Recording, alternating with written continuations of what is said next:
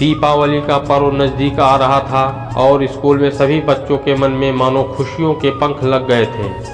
वे तमाम तरीके से रोज़ नए पटाखों की लिस्ट बनाते और फिर अचानक दूसरे पटाखे याद आ जाते तो पहली लिस्ट को फाड़ करके चारों ओर उड़ा देते। कोई अपने लिए नए कपड़े खरीदने का सोच रहा था तो किसी ने साल भर बचत करके पटाखे खरीदने का सपना देख रहा था। किसी का तो ये हाल था कि दिन रात पटाखों के बारे में सोचते रहने के कारण उसे सपने में भी रंग बिरंगियाँ फुलझड़ियाँ और आतिशबाजियाँ दिखाई देती थी। आज सभी बच्चे बहुत खुश थे क्योंकि दिवाली की छुट्टियां शुरू होने जा रही थी। तभी प्रिंसिपल सर ने सभी बच्चों को हॉल में बुलाया और दिवाली की शुभकामनाएं देते हुए कहा, मैंने आज एक महत्वपूर्ण घोषणा करने के लिए तुम सबको यहाँ बुलवाया है। मैंने आज एक महत्वपूर्ण घोषणा करने के लिए तुम सबको यहाँ बुलवाया है। यह सुनकर सभी छात्र उत्सुक हो उठे और एक दूसरे की तरफ प्रश्नवाचक दृष्टि से देखने लगे। छात्रों की उत्सुकता देखकर प्रिंसिपल सर मुस्कुराकर बोले, जो भी छात्र सबसे शानदार और धूमधाम तरीके से दीपावली का पर्व मनाएगा उसे विद्यालय की तरफ से 5,000 रुपये का इनाम दिया जाएगा।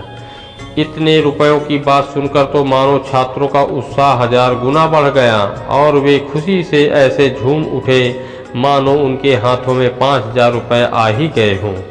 वे आपस में अपनी तैयारियों के बारे में बात करते हुए और एक दूसरे को दीपावली की बधाइयाँ देते हुए स्कूल से घर जाने के लिए दौड़ पड़े। सबसे बेहतर करने की होड़ में बच्चों ने जोरों शोरों से नए नए तरीकों को अपनाकर अपनी कमर कस ली थी।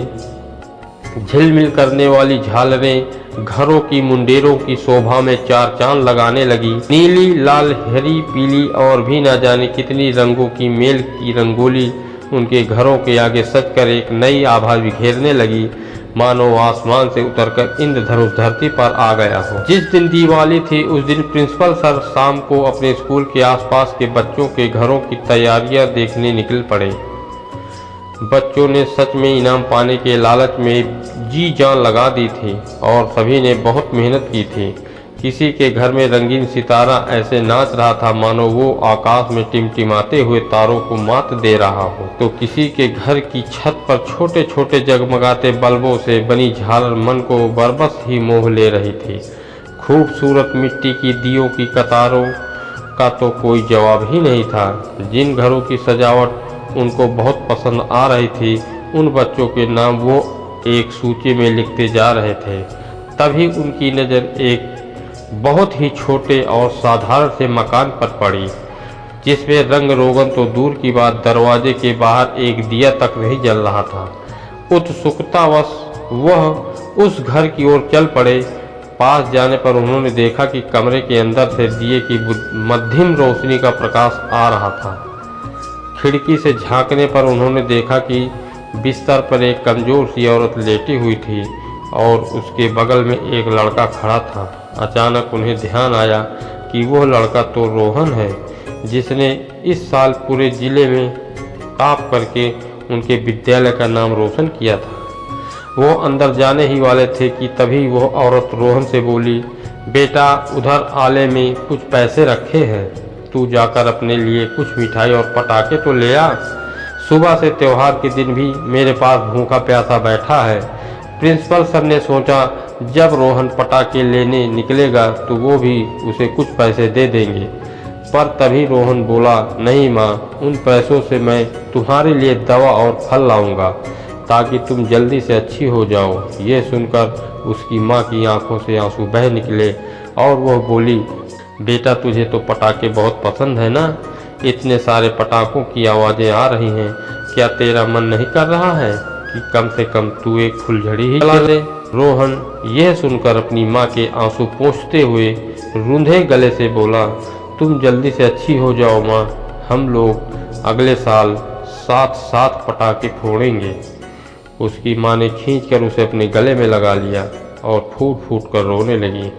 ये देखकर प्रिंसिपल सर शन्न रह गए। उस अंधेरे कमरे की रोशनी ने उनके मन में एक ऐसा उजाला भर दिया था जिसकी चमक के आगे सारे शहर की रोशनी फीकी पड़ गई थी।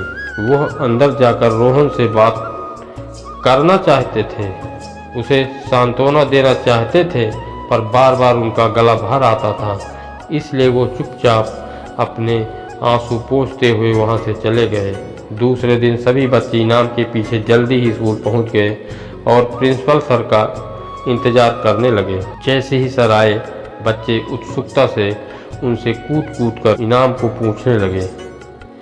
प्रिंसिपल सर ने प्यार से बच्चों के सर पे हाथ फेरा और मंच पर जाकर माइक पकड़कर कहा, कल मैंने जो देखा और सुना वो मैं आप सबको बताना चाहता हूँ।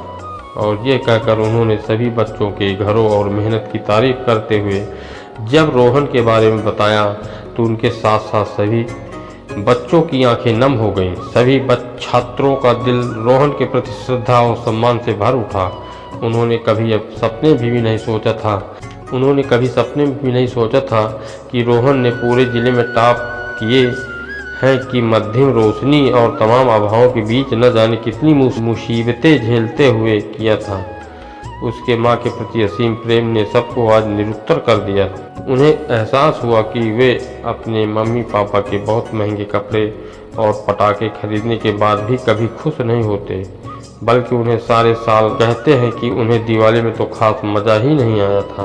प्रिंसिपल सर ने रूंधे हुए गले से पूछा, बच्चों, अब ये फैसला मैं तुम पर छोड़ता हूँ कि इस इनाम का असली हकदार कौन है। सभी छात्र एक स्वर में जोर से चिल्लाने लगे, रोहन। और फिर वे सब एक कोने में खड़े रोहन को खुशी के मारे उठाकर मंच की ओर ले चले, जहाँ पर प्रिंसिपल सर ताली बजाकर उसे गले लगाने के लिए खड़े थे। और अब बच्चों को भी घर जाने की जल्दी थी, क्योंकि आज उन्हें अपने मम्मी पापा से माफ़ी भी तो मांगनी थी। और यह दिवाली रोहन के साथ साथ सभी के जीवन में बहुत खुशियाँ लेकर आई थी। दोस्तों, कहानी कैसी लगी कमेंट में ज़रूर बताएं और हमारे चैनल को लाइक करें, सब्सक्राइब करें, कमेंट करें। धन्यवाद।